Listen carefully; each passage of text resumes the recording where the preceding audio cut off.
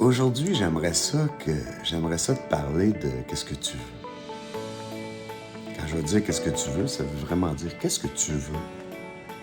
Qu'est-ce que tu attends de ta vie? Qu'est-ce que tu aimerais voir arriver dans ta vie?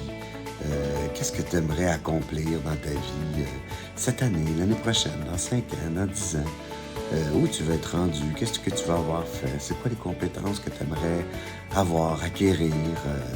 C'est quoi les aventures que tu aimerais vivre? C'est qui les gens que tu aimerais rencontrer? Tout ça, c'est comme créer ton rêve. C'est comme te propulser dans ton imaginaire futur, puis de voir les choses que tu aimerais avoir, les choses que tu aimerais vivre, les expériences que tu aimerais ressentir, les connaissances que tu aimerais posséder, tout pour t'aider à sortir de ta léthargie présentement. C'est quand on n'a pas de rêve, quand on n'a pas, quand on sait pas ce qu'on veut, on perd notre drive, on perd notre désir d'aller de l'avant, puis on va plutôt s'installer sur notre couch puis regarder la TV ou Facebook ou regarder une vidéo comme celle-là, pour se motiver un petit peu. Mais l'idée, c'est que notre moteur à l'intérieur, il faut l'alimenter, il faut au moins le partir. Puis la meilleure façon de repartir ce moteur-là, ce moteur vers l'en avant qui va te pousser à faire des actions, qui va te pousser à investir le champ de ta vie, puis à commencer à avoir un petit peu plus de contrôle sur elle. Puis, c'est en te posant la question simple et bête, facile et pas toujours claire dans nos têtes. C'est ça qui est difficile, c'est d'être capable de trouver exactement ce que notre âme veut. C'est pas toujours facile. Mais des fois, ça peut passer simplement à travers des comment je pourrais dire ça, des passions personnelles ou simplement des vouloirs d'agir. La façon que j'utilise pour me remettre à rêver, me remettre à recommencer à me poser des questions sur qu'est-ce que je veux. Si je prends une feuille de papier, puis je marque tout ce que j'aimerais. N'importe quoi, je mets pas de barrière à mes trucs, sauf les barrières morales que j'ai personnelles.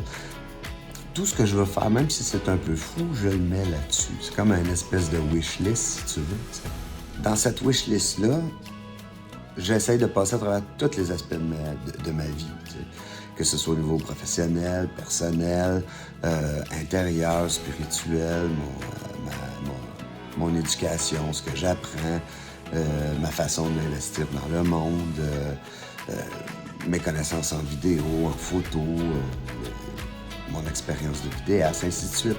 Je mets tout là-dedans. Puis, dans ça, quand je réunis toutes les choses que je veux faire, ben c'est plus facile pour moi de me poser la deuxième question qui est « Pourquoi je veux ça? » C'est les pourquoi qui vont te permettre de savoir si tu les veux vraiment. Pourquoi je veux ça?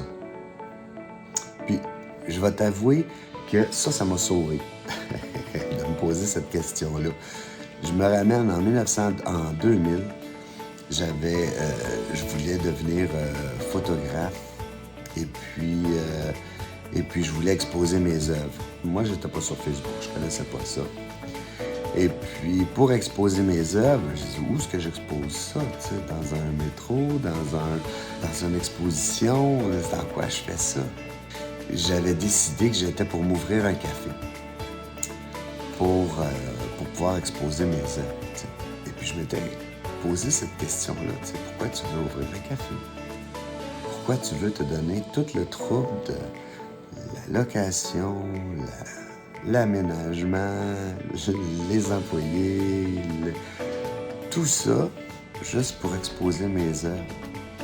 J'ai fini par découvrir Facebook, puis c'était un endroit pour moi, même pour montrer mes talents de photographe. Puis j'étais bien content. Ça fait que souvent, en se posant la question du pourquoi je veux ça, mettons, je veux augmenter mon chiffre d'affaires à 50 000. Pourquoi? Pourquoi c'est plus important pour toi d'atteindre ce chiffre? Qu'est-ce que ça va changer dans ta vie? C'est quoi? T'en as-tu vraiment besoin? T'sais, juste pour savoir si ton pourquoi est assez fort pour aller le chercher. Parce que c'est peut-être quelque chose que tu veux pour ta blonde ou pour ta femme ou pour ton image, mais dans le fond, c'est pas ça que tu veux. Puis ce que tu veux, ben ça change souvent Ça change à tous les 2 mois, à tous les 3 mois. Fait qu'il y a des choses que tu veux qui vont prendre plus de temps, il y a des choses que tu veux que tu peux avoir bientôt, puis il y a des choses que tu veux que tu peux avoir tout de suite. Mais ça, les affaires tout de suite, c'est facile. C'est très facile, on le sait, on a juste à sortir de l'argent de nos poches, puis on peut l'avoir. Mais il y a des choses que c'est pas juste l'argent qui peut nous les amener, c'est le temps et le travail et la persistance et le fait de continuer à travailler à un but, à un objectif. C'est ça qu'il faut que tu découvres, les pourquoi.